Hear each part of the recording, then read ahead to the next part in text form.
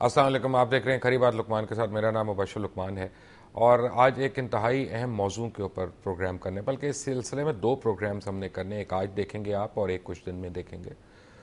بات یہ ہے کہ ہم مذہب کے اوپر یہاں پہ مار بھی رہے ہیں، ہم مذہب کی اوپر سٹینڈ لے کے قتل و غارت بھی کر رہے ہیں، ہم لڑائی جھگڑے بھی کر رہے ہیں، ہم لوگوں کو تبلیغ بھی کر رہے ہیں. یہ سب کچھ ہم کر رہے ہیں، لیکن المیہ یہ ہے کہ بہت کم لوگوں کو مذہب کا صحیح یا حقیقی طور پہ علم ہے. اس کی ایک وجہ یہ ہے کہ قرآن مجید بذات خود جو ہے وہ عربی زبان میں ہے، اور جتنی بھی احادیث مبارکہ ہیں وہ بھی عربی زبان میں ہیں. اور اس کے بعد ٹرانسلیشن جب شروع ہوتی ہے تو وہاں سے ہمارے اختلافات بھی شروع ہو جاتے ہیں. اور آپ کو میں ٹرانسلیشن میں ایک بڑی چھوٹی سی ایک بات بتاتا ہوں کہ اس کے اوپر ہو سکتا ہے کہ کوئی یہ مجھے کہہ سکتا ہے کہ یہ لفظی معنی نہیں ہیں یا یہ صرف جنرلائز قسم کے میننگ ہیں، بٹ میں آپ کو غلطی کا یعنی جہاں سے شروع ہو رہی ہے وہ بتاتا ہوں کہ ہم پڑھتے ہیں بسم اللہ الرحمن الرحیم، اور بسم اللہ الرحمن الرحیم اس پوری آیت میں کہیں پہ بھی شروع کا لفظ نہیں ہے یا شروع نہیں ہے. اس کا مطلب کہ اس کا مطلب یہ نہیں ہے کہ شروع کرتا ہوں اللہ کے نام سے. یہ ہم نے ایک اس میں ایڈیشن کی ہوئی ہے. اب ہو سکتا ہے وہ نادانستہ ایڈیشن ہو، صرف مطلب کو یا مفہوم کو سمجھانے کے لیے وہ ایڈیشن ہو، لیکن یہ ایک حقیقت ہے کہ وہ پھر اس سے لفظی معنی اس کا نہیں رہتا، وہ ایک مفہومی معنی ہے اس کا. لیکن جب بھی ہم بسم اللہ پڑھتے ہیں تو ہم اپنے دل میں اور ذہن میں یہ سمجھ کے پڑھتے ہیں کہ اس کا مطلب ہے کہ شروع کر رہا ہوں میں. تو شروع کا لفظ تو نہیں ہے کہیں، اگر ہمارے شرکاء آج کے بتا دیں گے اس میں تو میرے لیے بھی ایجوکیشن ہوگی. بہت سے مسائل جنم لیے اس طرح سے کیونکہ ہم نے سٹوری بکس کی جو سٹوریز ہیں ان کو ہم نے اپنے دین کے ساتھ منسوب کر لیا، اور جو دین کی اصل روایات ہیں ان کو ہم نے کہیں پہ محفوظ کر کے رکھ دیا، جن کے ہم تحقیق ان کی نہ کرتے ہیں، نہ اجتہاد کی ہمارے پاس کوئی اس وقت روایت نہیں ہے، اور اگر ہے تو بڑا ایلیمنٹری لیول کا یا چند لمیٹڈ سرکلز میں ہو رہا ہے. مثلا آج آپ کو بتاؤں کہ ہم نے بڑے ایک اہم موضوع کے اوپر یہ نشست رکھی ہے، اور مقصد ایسی کسی بحث کا یا ڈبیٹ کا یہ ہوتا ہے کہ خدا نخواستہ کسی کو نیچا کرنا نہیں، کسی کی شان میں گستاخی نہیں، بلکہ اپنے آپ کو ایجوکیٹ کرنے کے لیے، اپنے آپ کو انلائٹن کرنے کے لیے کہ کیا واقعی ہم صحیح سمت جا رہے ہیں کہ نہیں. کیونکہ آپ کو میں ایک بات ایکسپلین کروں کہ ہر نماز میں جب آپ سورہ فاتحہ پڑھتے ہیں تو اس میں ایک آیت ہے کہ اہدنا الصراط المستقیم، کہ اے اللہ تعالیٰ دکھا ہم کو سیدھا راستہ. اس کا مطلب یہ ہے کہ ایک نماز کے ٹائم سے لے کے دوسری نماز کے ٹائم تک اتنا وقفہ ہے جس میں اللہ تعالیٰ سمجھتے ہیں کہ آپ اور ہم بھٹک سکتے ہیں، اور آپ کو اور ہمیں ہر وقت جو ہے وہ صراط مستقیم دکھائے جانے کی دعا مانگنی ہے تاکہ اللہ تعالیٰ ہمیں بھٹکنے نہ دے. تو پھر ضروری نہیں کہ جو باتیں ہم نے بچپن میں سنی ہو یا کوئی بات اگر ہم نے اس طرح سے ہماری نظر سے گزری ہو تو وہ اسی طرح صحیح ہو، اس کو بار بار اپنے آپ کو ریفریش کرنا چاہیے. قبلہ اول کے نام پہ ہم سارے مسلمان اپنی جانوں کا نذرانہ بھی دے سکتے ہیں، اتنے ہم اس کے اوپر موٹیویٹڈ ہیں. قبلہ اول کا جب ذکر آتا ہے تو اس پہ کوئی دو رائے نہیں ہے اور اس پہ کوئی بحث نہیں ہوتی. لیکن کیا بیت القدس واقعی قبلہ اول ہے یا نہیں؟ یہ ایک بڑا اہم سوال ہے جو اس کو اٹھاتے ہوئے بہت سے حضرات ذرا گھبرائیں گے، ڈریں گے. لیکن میں طالب علم ہوں اور میں چاہتا ہوں کہ مجھے بھی صحیح بات کا علم ہو، اس لیے آج میں نے دعوت دی ہے مختلف مکاتب فکر سے تعلق رکھنے والے دانشور حضرات کو. میرے ساتھ تشریف رکھتے ہیں اسٹوڈیوز میں ڈاکٹر خالد ظہیر، کسی تعارف کے محتاج نہیں ہیں، بڑے رناؤنڈ مذہبی اسکالر ہیں. میرے ساتھ مفتی عبدالقوی صاحب ہیں، چیئرمین مدارس اہل سنت وال پاکستان کے، ملتان سے آپ کا تعلق ہے، اسپیشلی اس پروگرام کے لیے آج لاہور آئے ہیں. میرے ساتھ علامہ ابتسام علی ظہیر صاحب ہیں، سیکرٹری جنرل جمعیت اہل حدیث پاکستان کے ہیں، مبلغ بھی ہیں، مقرر بھی ہیں اور محقق بھی ہیں. ہمیں جوائن کر رہے ہیں کراچی سے محترم علامہ عباس کمیلی صاحب، کسی تعارف کے محتاج نہیں ہیں، بہت اعلیٰ پائے کے دانشور بھی ہیں اور محقق بھی ہیں. آپ سب کا بہت بہت شکریہ. لیکن سب سے پہلے ڈاکٹر خالد ظہیر صاحب، میں یہ کہہ رہا ہوں کہ بیت القدس قبلہ اول نہیں ہے، ہم کیوں سارے اس بات پہ بضد ہیں کہ وہی قبلہ اول ہے؟ دیکھیے بات یہ ہے کہ یہ بات تو ہم سب کو معلوم ہے کہ مکہ مکرمہ میں جب نبی اکرم صلی اللہ علیہ وسلم نماز پڑھتے تھے تو اس وقت موقع یہ تھا کہ آپ خانہ کعبہ کی طرف بھی رخ کرتے تھے اور اس میں فلسطین کی جانب یعنی جو یروشلم ہے اس کی جانب بھی رخ ہوتا تھا، اور وہ ظاہر ہے کہ اللہ کے حکم کے مطابق تھا۔ لیکن جب آپ نے ہجرت کی، مدینہ منورہ پہنچے، تو چونکہ اللہ تعالیٰ کی طرف سے ابھی یہ فیصلہ نہیں آیا تھا کہ خانہ کعبہ کی جانب رخ کر کے نماز پڑھنی ہے، تو پھر بیت المقدس کی جانب ہی رخ کر کے آپ نے نماز پڑھی، اور 16-17 مہینے ایسے ہی ہوا۔ اور قرآن مجید میں چونکہ یہ بات بالکل واضح طور پر ہم کو نظر آتی ہے کہ نبی اکرم صلی اللہ علیہ وسلم کا بھی اپنا قلبی میلان اس جانب تھا کہ ہم نماز پڑھیں تو مکہ مکرمہ کی طرف، خانہ کعبہ کی طرف رخ کر کے پڑھیں، اور اللہ تعالیٰ نے بالآخر جو آپ کے دل کی خواہش تھی اور جو اللہ تعالیٰ کا اپنا بھی فیصلہ تھا، اس کے عین مطابق نماز پڑھنے کے رخ کو پھر قبلہ ثانی کی جانب یعنی خانہ کعبہ کی جانب کر دیا۔ ظاہر ہے کہ یہ ہمارے ہاں ڈیبیٹ رہے گی کہ یہ جو قبلہ اول تھا اس میں ایگزیکٹ سپاٹ کیا تھا، یعنی کیا وہ کوئی مسجد تھی یا اس کے علاوہ کوئی اور معبد ہے، اس میں ظاہر ہے کہ ڈیبیٹ رہتی ہے، لیکن اس بارے میں زیادہ اختلاف نہیں ہے کہ مسلمانوں نے مدینہ منورہ میں 16-17 مہینے نماز ایسے پڑھی کہ جس میں ان کا رخ خانہ کعبہ کی جانب نہیں ہوتا بلکہ ایک دوسری جانب یعنی جو بنی اسرائیل کی امت کا مرکز تھا ان کی جانب رخ کر کے نماز پڑھی۔ ڈاکٹر صاحب آپ برا تو نہیں منائیں گے اگر میں آپ سے اختلاف کر لوں؟ نہیں، بالکل آپ کو اختیار ہے۔ بات یہ ہے کیونکہ ہم بھی مسلمان ہیں، آپ بھی مسلمان ہیں، اور مقصد تو ایک سچ کی یا اس کی جستجو ہے نا، اور تو کوئی ایشو نہیں ہے۔ علامہ ابتسام علیہ ظہیر صاحب، بات یہ انہوں نے ابھی بھی خانہ کعبہ کو قبلہ ثانی کا، میرا تھیسس یہ ہے کہ یہ بیسیکلی دین تو ایک ہی ہے جو اسلام ہے۔ میرا تھیسس یہ ہے کہ دین اسلام یا جس طرح سے ہم اس کو فالو کر رہے ہیں وہ ایکچولی دین ابراہیم ہے۔ بے شک، ٹھیک ہے، حضرت ابراہیم علیہ السلام خلیل اللہ سے وہ شروع ہوا۔ اب اگر حضرت ابراہیم علیہ السلام نے سب سے پہلے خانہ کعبہ میں نماز پڑھی اور انہوں نے وہاں پہ حج کیا اور انہوں نے وہاں پہ اذان دی، اور اگر ان کے وصال کے کئی سو سال کے بعد آپ کو کسی وجہ سے اللہ تعالیٰ نے حکم دیا کہ بھئی آپ اپنا رخ ادھر کر لیں، ابھی میں اس پہ بھی بعد میں آؤں گا، تو تب بھی خانہ کعبہ ہی قبلہ اول رہے گا۔ ہم کس طرح سے بیت القدس کو قبلہ اول کہتے ہیں؟ دیکھیں جی، بنیادی طور پر بات یہ ہے کہ اس میں کوئی شک کی بات نہیں کہ تمام انبیاء علیہ السلام سے نماز کو ادا کرتے تھے۔ اسماعیل علیہ السلام کے بارے میں اللہ نے واضح طور پر یہ بات کہی ہے، کانا یامر اہلہ بالصلاۃ، کہ وہ اپنے گھر والوں کو نماز کا حکم دیتے۔ حضرت ابراہیم کے بارے میں بھی اللہ نے یہ بات کہی ہے کہ انہوں نے دعا مانگی، ربی جعلنی مقیم الصلاۃ، کہ اللہ مجھے نماز کو پڑھنے کی توفیق دے، ومن ذریتی، اور میری اولاد کو بھی نماز پڑھنے کی توفیق دے۔ لیکن میں یہ بات سمجھتا ہوں اس کی جہت جس کا آپ نے ذکر کیا ہے، اس کی جہت کے بارے میں اس بات کی کوئی انڈیکیشن موجود نہیں کہ ابراہیم علیہ السلام کس سمت میں جو تھے وہ نماز کو ادا کرتے۔ حج کے بارے میں بالکل یہ بات کلیئر کٹ ہے، اور یہ بات بالکل کلیئر ہے کہ ان اول بیت وضع للناس للذی بکہ، کہ اللہ تعالیٰ کی بات کے لیے جو پہلا گھر بنایا گیا تھا یقیناً وہ بیت اللہ الحرام ہی ہے، اس میں کوئی شک و شبہ والی بات نہیں۔ یعنی وہ پہلی مسجد جس کو اللہ کے لیے تعمیر کیا گیا وہ تو بلا شبہ بیت اللہ الحرام ہے۔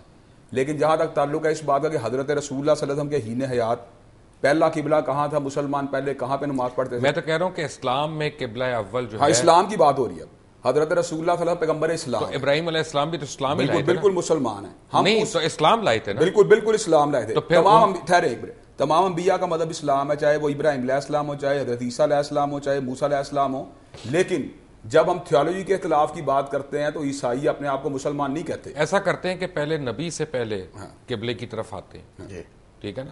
حضرت رسول اللہ کی زندگی تھے، پہلے نبی اللہ سے آپ ذرا مجھے بتائیں قبلہ پہلا کون سا تھا؟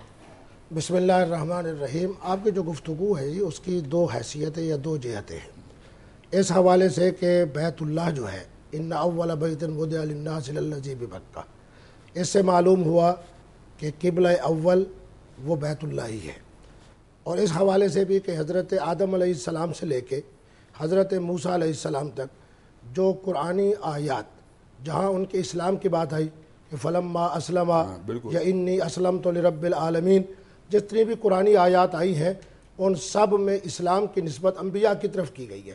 قرآن و سنت کے حوالے سے جو کچھ میں نے اپنے ذوق کے مطابق سمجھا ہے وہ یہی سمجھا کہ حضرت موسیٰ کلیم اللہ سے پہلے جتنے انبیاء اور رسل تھے ان کے لیے قبلہ جو تھا وہ بیت اللہ ہی آتا، اور اس حوالے سے کہ اسلام ابراہیم کا بھی دین ہے، بائی دا حضرت وے یعقوب مفتی کا جو صاحب دین ہے، آپ کی اطلاع کے لیے عرض ہے کہ حضرت موسیٰ سیدنا موسیٰ علیہ السلام کے لیے بھی بیت اللہ قبلہ اول تھا، کیونکہ ان کو قرآن مجید میں حکم دیا گیا ہے کہ اگر تم لوگ اوپنلی نماز نہیں پڑھ سکتے تو اپنے گھروں میں خانہ کعبہ کی طرف رخ کر نہیں، خانہ کعبہ کا ذکر نہیں ہے، مسجد الحرام، مسجد الحرام کا ذکر ہے، نہیں ذکر بالکل ہے دکھائیں قرآن مجید میں بھی آپ کو دکھا دیتا ہوں۔ قبلہ اللہ نے کہا اپنا قبلہ کرو، قبلہ دیکھیں قبلے کا مطلب کیا ہے علامہ صاحب؟ ایک سیکنڈ، قبلے کا مطلب کیا ہے؟ ایک منٹ، قبلے کا لفظی مطلب کیا ہے؟ ڈائریکشن کی جو انڈیکیشن، ڈائریکشن، یہ ڈائریکشن کس چیز کی ہے؟ ڈائریکشن نے بات پڑھنے کی، نو، ہاں، اور کس چیز؟ میرا اور آپ کا یہیں پہ اختلاف ہے۔ میرے خیال میں قبلہ جو ہے وہ فیتھ کی ڈائریکشن ہے۔ میری ذرا بات اگر آپ آج فرض کریں، میں ایک مفروضے میں بات کر رہا ہوں، آپ مسلمان نہیں ہیں، آپ مسیحی ہیں، اور آج آپ اسلام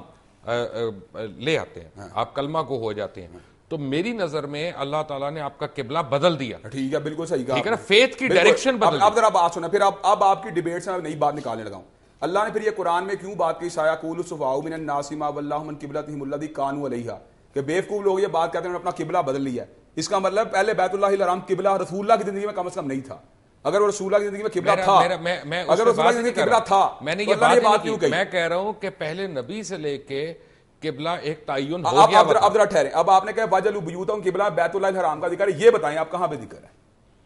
نہیں جو بیت اللہ حرام کا، ہاں نہیں ذکر، یہ نہیں میں کہہ رہا ہوں قبلے کا کہ ذکر ہے، بیت اللہ الحرام کا ذکر اسرائیل نہیں ہے۔ کو جو ہے، میں آپ کو ایگزیکٹ آیت ابھی بتا دوں گا، مجھے میں آپ کو آیت میں بتاتا ہوں، وجعلوا بیوتکم قبلہ، ٹھہرے، وجعلوا بیوتکم قبلہ، اپنے گھروں میں قبلہ ہو، اپنے گھروں میں ڈائریکشن کرو، اس میں بیت اللہ الحرام کا ذکر ہے۔ نہیں، یعنی کس کی طرف کر رہے ہیں ڈائریکشن؟ وہ یروشلم کی طرف کرتے تھے، نہیں، یروشلم کی طرف، بالکل یروشلم کی طرف کرتے تھے، یروشلم کی طرف، بالکل یروشلم کی طرف کرتے تھے۔ تھے۔ تو پھر اس کا مطلب یہ ہوا، اس کا مطلب یہ ہوا کہ مسلمانوں میں اور یہودیوں میں تو بہت ہی ایک کا ہونا چاہیے نا، اس لحاظ سے کہ آپ کا تو قبلہ ہی ایک ہوا پہلا۔ ہاں، ہمارا پہلے قبلہ ایک تھا، تو تب آپ کی دشمنی کیوں تھی؟ اچھا آپ ذرا بات سن لیں، رسول اللہ صلی اللہ علیہ وسلم قبلہ مطمئن ہی نہیں تھے، قد نرا ایک منٹ، یہ قرآن کہہ رہا ہے، میں نہیں کہہ رہا، یہ میں نہیں کہہ رہا۔ کر سن لیں، میری کر سن لیں۔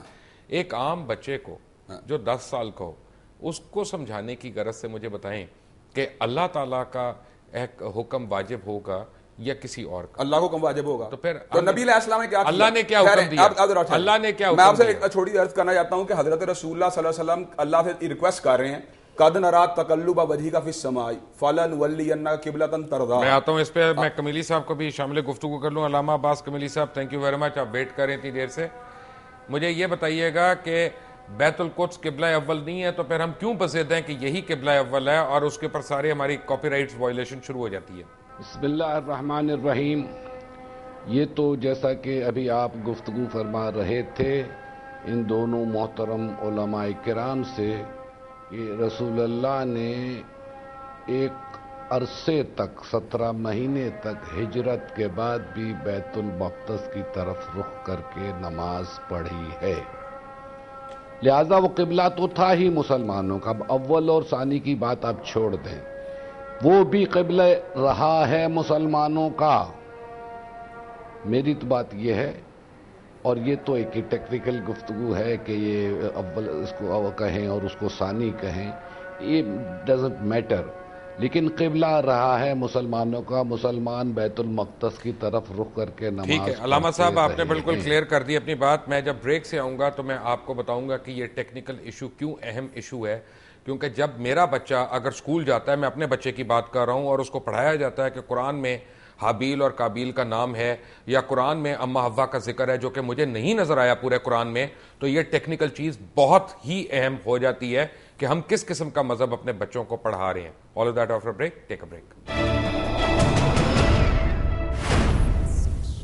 بریک پہ جانے سے پہلے آپ باتیں سن رہے تھے علامہ عباس کمیلی صاحب کی، ہمارے ساتھ اسٹوڈیو میں موجود ہیں علامہ ابتسام علی ظہیر، علامہ مفتی عبدالقوی صاحب اور ڈاکٹر خالد ظہیر صاحب۔ علامہ کمیلی صاحب، قرآن مجید میں تو اما حوا کا نام نہیں آیا، قرآن مجید میں تو حابیل اور قابیل کا نام نہیں آیا، پھر ہمارے بچوں کو یہ کیوں پڑھایا جا رہا ہے ٹیکسٹ بک میں؟ دیکھیے قرآن مجید میں 1,24,000 انبیاء ہیں، ان سب کے نام نہیں آئے، لیکن آپ کا بنیاد، آپ کے ایمان کی بنیاد یہی کہ آپ کو 1,24,000 انبیاء پر ایمان لانا ہے۔ جس جس کو حضرت نے نبی کہا ہے اس کو نبی ماننا، اور بہت سو کے تو نام بھی نہیں معلوم ہے مسلمانوں کو، 313 رسولوں کو ماننا ہے سب کے نام ممکن ہے کہ قرآن میں نہ ہو، اور یقیناً نہیں ہے، لیکن اس کا مطلب یہ نہیں ہے کہ اگر قرآن میں نہیں ہے کوئی بات تو پھر ہم اس کو نہیں مانیں. نہیں، ما آتاکم الرسول فخذوہ وما نہاکم عنہ فانتہوہ، جو کچھ رسول دے لے لو، جس سے رسول روکے وہاں رک جاؤ. رسول نے اگر کوئی بات نہیں دی تو ہم اس پہ انسسٹ نہیں کر سکتے، اور رسول نے جہاں روکا ہم اس سے آگے نہیں بڑھ سکتے.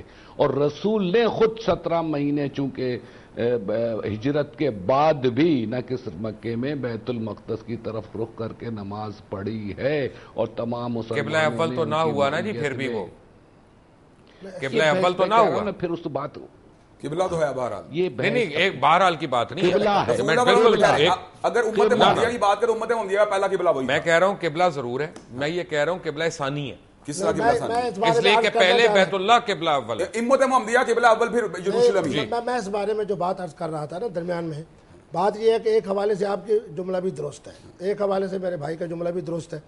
اس حوالے سے دیکھا جائے کہ جب ہم حضور کی سیرت اس لیے مقدسہ آپ کی کو طرف انہی باتوں کی وجہ سے ہر شو میں بلا لیا جاتا ہے، کیونکہ آپ ہر ایک سے تو ایگری کر میں لیتے ہیں. بتاؤں نا، حضور کی جب ہم سیرت مقدسہ کے حوالے سے دیکھتے ہیں تو پھر علامہ صاحب کی بات بالکل درست ہے کہ جب حضور نے ہجرت فرمائی، اس کے اندر کسی قسم کا کسی فقہ کا کوئی اختلاف نہیں کہ 16 سال 17 مہینے نبی رحمت نے رخ مبارک جو کیا وہ کس کی طرف کیا؟ بیت المقدس کی طرف کیا.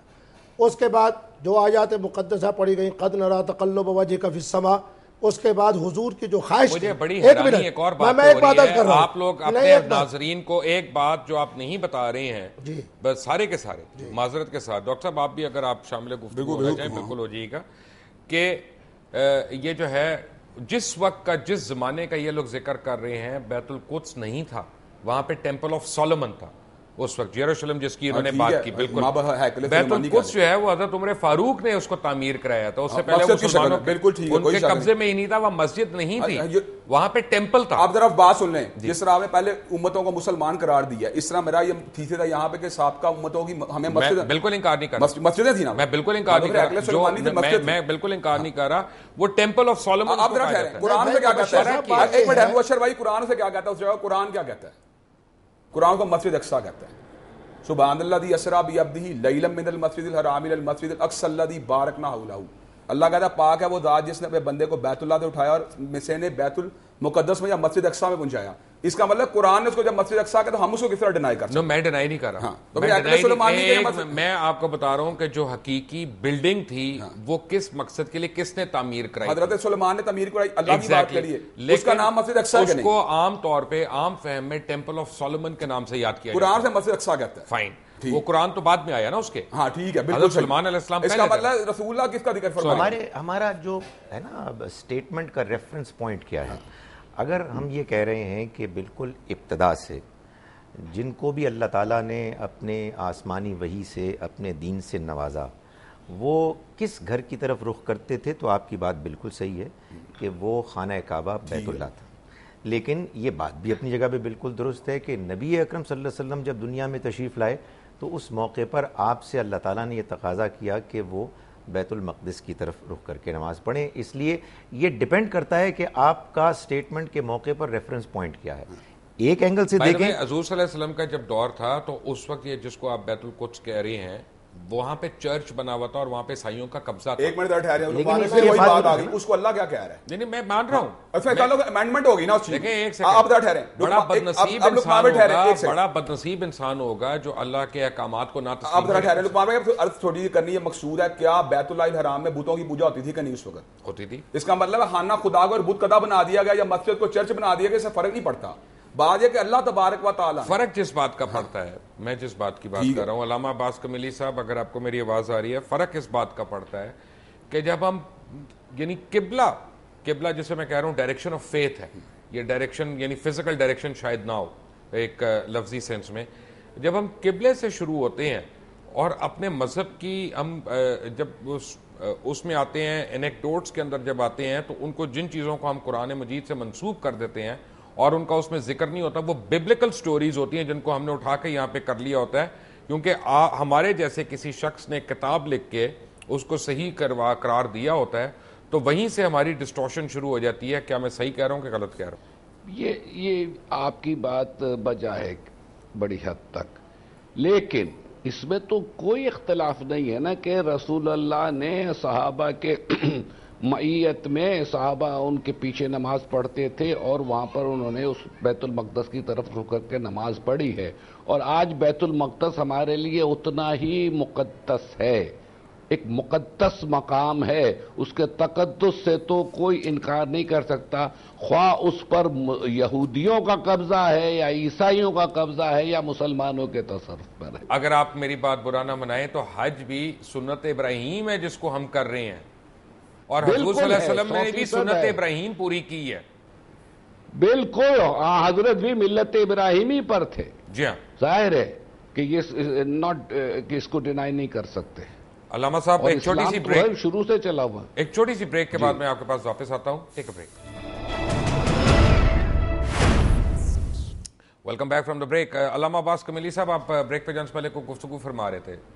جی میں یہی کہہ رہا ہوں کہ بیت المقدس بھی ہمارے لیے اتنا ہی محترم ہے، خانہ کعبہ بھی اتنا ہی محترم ہے۔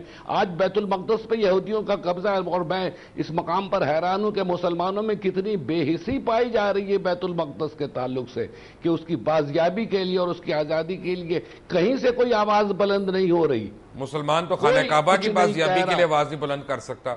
میں اور آپ اگر حج پہ جانا چاہیں تو ہمیں ان کے مرہون منت رہنا پڑتا ہے، ہم اپنے اللہ کے حضور حاضر ہی نہیں ہو سکتے اپنی مرضی سے۔ بالکل بالکل، میں تو اس آپ کے مکس کر رہے ہیں، عجیب بات ہے سبارہ۔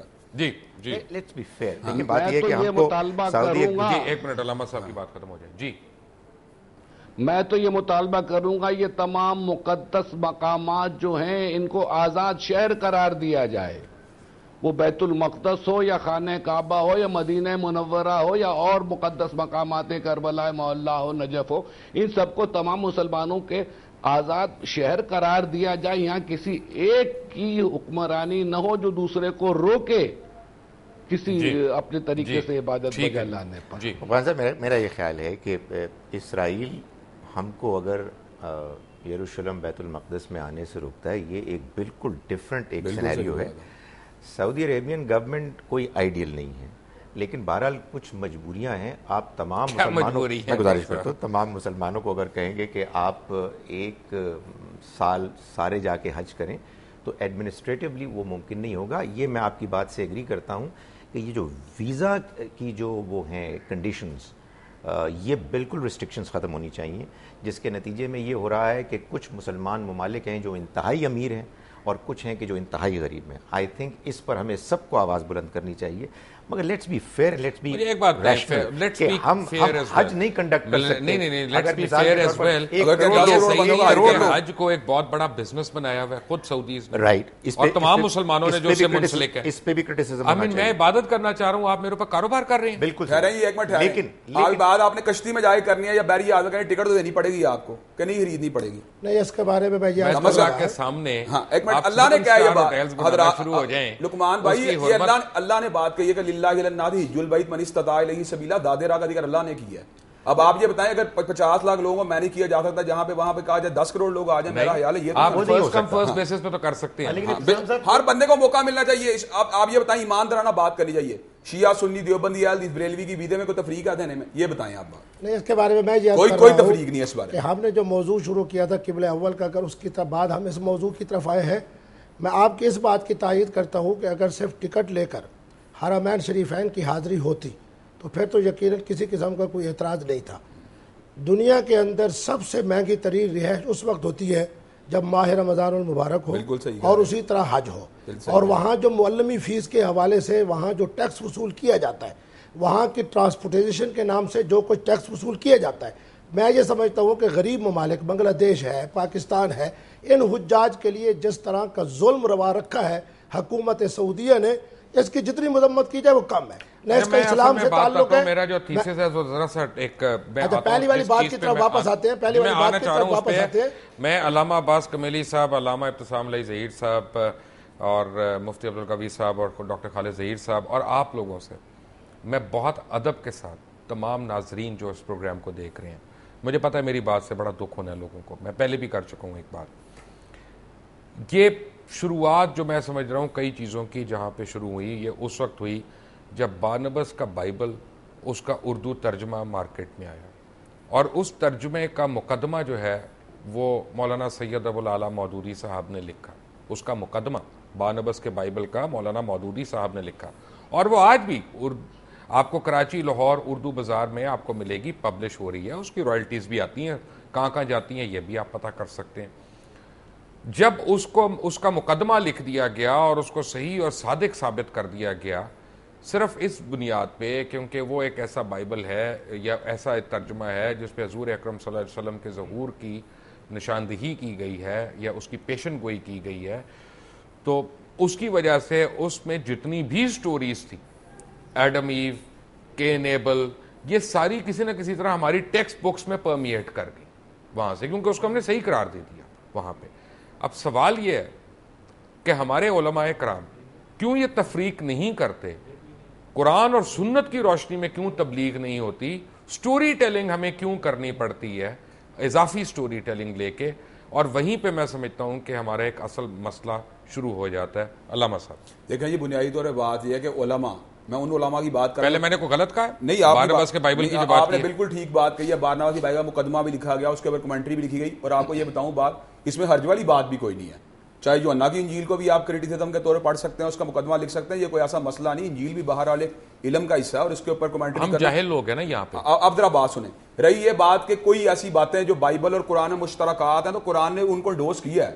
اب یہ بات نہیں کہ اگر ہم ان میں جو باتیں صحیح ہیں ان کو بھی ہم جٹلانا شروع کر دیں, ان کی بھی جٹلا نہیں رہے ہم. اب ذرا سنیں, اگر تو قرآن اور سنت میں اگر بائبل ہمیں یعنی صحیح لگتا اور صحیح ہوتا تو پھر نعوذ باللہ قرآن مجید تو نہ آتا نا. آپ ذرا سنیں بات. قرآن کہتا ہے لستم علی شیء حتی تقیموا التوراۃ والانجیل, کہ اہل کتاب تم اس وقت تک کسی مقام پہ نہیں ہوگے یہاں تک کہ تم انجیل اور بائبل کے صحیح میسج کے اوپر کاربن نہیں ہو جاتے. اگر وہ انجیل کے میسج کو صحیح طور پہ پڑھیں گے تو الٹیمیٹلی انہیں حضرت رسول اللہ کی رسالت اللہ صحیح میسج ہی تو نہیں ہے, اس کو ماننا پڑے گا. ابھی صحیح میسج ہی تو نہیں ہے. نہیں ڈسٹارٹڈ, اب آپ کی بات مان رہا ہوں, قرآن ہی ان کے میسج کا. میں اپنے تمام مسیحی بھائیوں سے بڑا میں ادب کے ساتھ کہہ رہا ہوں کہ یہ کیونکہ ہم خالصاً اسلام کی بات کر رہے ہیں, آپ یہ نہ سمجھیں کہ ہم خدا نخواستہ آپ کو ہم امبیرس کرنے کی کوشش. اچھا, آپ قرآن جی نگہبان اور سارے کا سارے پیغام کا, لیکن اگر ہمیں کوئی اسرائیلیات اور کوئی ٹکڑا ایسا ملتا ہے جو قرآن سے مطابقت رکھتا ہے تو ہمیں اس کو جٹلانے کی ضرورت نہیں. خود مسیحیت کے اہل دانش و فکر ہیں, وہ یہ سمجھتے ہیں کہ آج جو ان کے پاس انجیل مقدس ہے وہ اس انداز سے نہیں جس انداز سے حضرت عیسیٰ علیہ السلام پر نازل ہوئی تھی.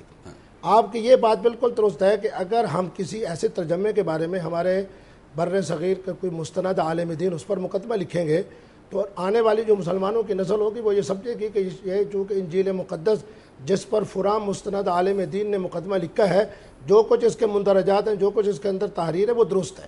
میں یہ سمجھتا ہوں کہ اس کے بارے میں وہ بات کی جائے جو عقل کے بھی قریب ہے اور جو اس وقت اہل دانش مسیحیت کی بھی تسلیم کر رہے ہیں کہ اس وقت بھی انبیاء ہوں, لمبی ان باتیں کے کر رہے ہیں واقعات ہوں. آپ, لمبی باتیں کر رہے ہیں. مجھے صرف یہ بتائیں کیا آپ لوگ سٹوری ٹیلنگ نہیں کرتے جس کا قرآن سے تعلق نہیں ہے؟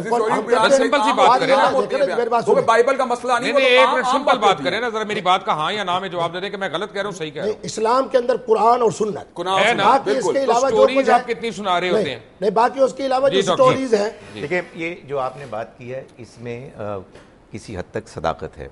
اس کی وجہ یہ ہے کہ قرآن مجید تو وہ اللہ کا کلام ہے کہ جو الحمد سے والناس تک ہے.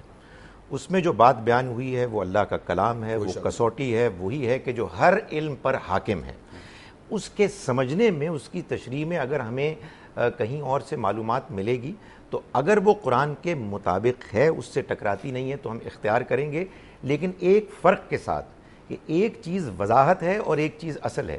میں آپ کی اس بات سے متفق ہوں کہ یہ نفسیاتی طور پر somehow یہ پرابلم پیدا ہو جاتی ہے کہ لوگ دونوں چیزوں کو ایک سمجھنے لگتے ہیں, جس کے نتیجے میں یہ غلط فہمی ہوتی ہے کہ یہ جو سٹوریز آ رہی ہیں یہ بھی قرآن ہے.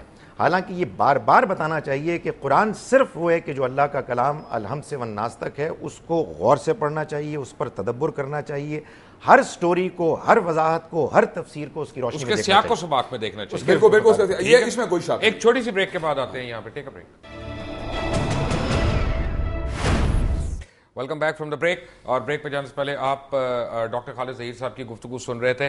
بات یہ ہے کہ یہ ہم کب کھڑے ہوں گے اپنی قوم کو یہ بتانے کے لیے کہ کافی ہم جو پریکٹسز کر رہے ہیں اپنے دینی کام سمجھ کے ایکچولی وہ شرک اور بدعت کی طرف ہمیں لے کے جاتی ہیں اور اسے کسی کی بچت نہیں. میں یہ سمجھتا ہوں کہ آپ نے اس روایت کا آغاز کیا ہے, پہلے بھی ہمیں سب کو مل کے کرنا چاہیے. اور اگر اللہ نے قرآن میں جب یہ بات کہی یحرفون الکلم مواضع, انہوں نے اپنے کلمات میں تحریف کی تھی, تو ہمیں لوگوں کو یہ بات کنوے کرنی چاہیے کہ اللہ تعالیٰ کا کلام اپنی بالکل انٹیکٹ فارم میں, بالکل صحیح فارم میں موجود ہے, وہ اللہ کا قرآن ہے, یا حضرت رسول اللہ صلی اللہ علیہ وسلم کے فرامین واضح ہمارے سامنے موجود ہیں. تو میں سمجھتا ہوں انہی کی روشنی میں پوری چیزوں کو دیکھنا چاہیے. مفتی صاحب ایکچولی اگر آپ دیکھیں تو امام خمینی کا ایک کال جو ہے وہ بالکل صحیح لگتا ہے مجھے آج, کہ وہ کہتے تھے کہ باؤنڈریز نہیں ہوتی امت مسلمہ میں, امت مسلمہ پورے مسلمانوں کے لیے. صحیح ہے, تو مجھے تو صحیح لگتا ہے. میرے خیال میں یہ ڈویژنز کر کے اپنی اپنی مرضی کا اسلام پھیلا کے ہم نے سارے مسائل پیدا کر علامہ اقبال نے یہی بات کہی ہے. میرا خیال یہ ہے کہ ہر فرقے کے جو اہل دانش ہیں, اہل تحقیق ہیں, ان کے نزدیک مرکز تو قرآن و سنت ہی ہے. اور جب قرآن و سنت, اب دیکھیں نا مختلف مکاتب فکر کے ہم علماء موجود ہیں. میرے خیال میں جو بات ہم نے کی ہے خاطب اول سے, معذرت کے ساتھ کتنے علماء آپ انگلیوں پہ گن سکتے ہیں ادھر؟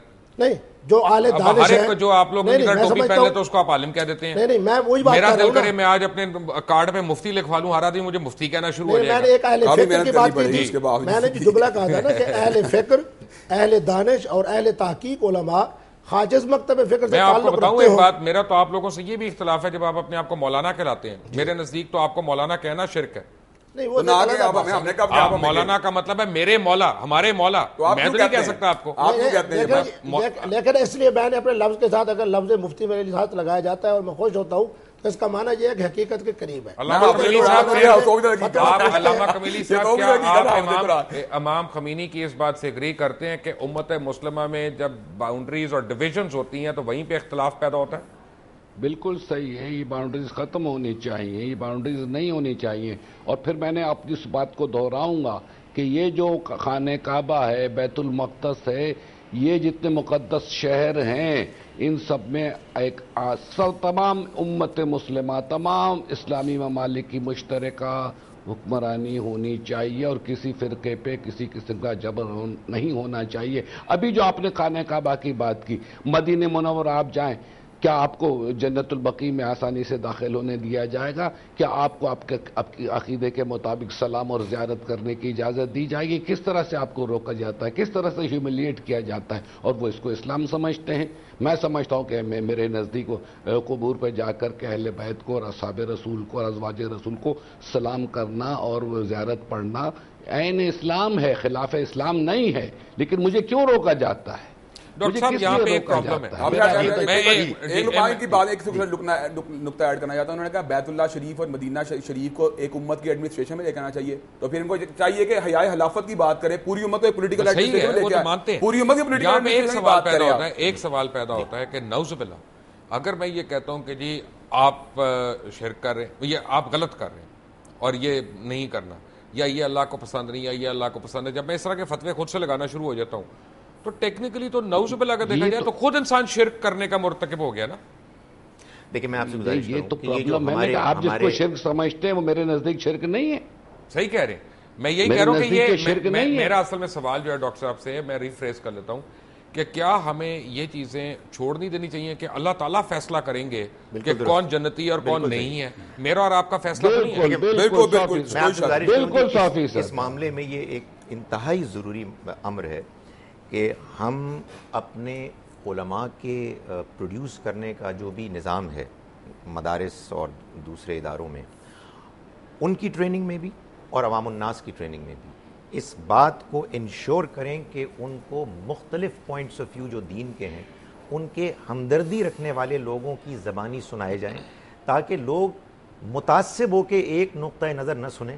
ہمارے ہاں تو لوگ فائری سپیچز کرتے ہیں, یعنی جذباتی طور پر. نقطۂ نظر کیوں سنے بھائی؟ نقطۂ نظر تو ہمیں صرف قرآن کا چاہیے, نقطۂ نظر تو اللہ کا چاہیے. اگر قرآن مجید کا نقطۂ نظر ہمارے تمام مسلمانوں میں بالکل واضح ہوتا تو ظاہر ہے کہ پھر ہمارے اندر یہ ڈویژن نہیں ہوتی. انفارچونیٹلی یہ ایک ہماری مجبوری ہے کہ ہم دین کو سیکھتے ہیں افراد سے. افراد کا ایک پوائنٹ آف ویو ہوتا ہے, وہ کلرڈ ہوتا ہے, وہ بائسڈ ہوتا ہے. میں اس بارے میں مبشر لقمان صاحب ایک بات عرض کروں گا. ہمارا یہ کہنا ہے کہ جی اللہ فیصلہ کریں کہ کون شرک کر رہا ہے کون کفر کر رہا ہے, یہ بات غلط ہے.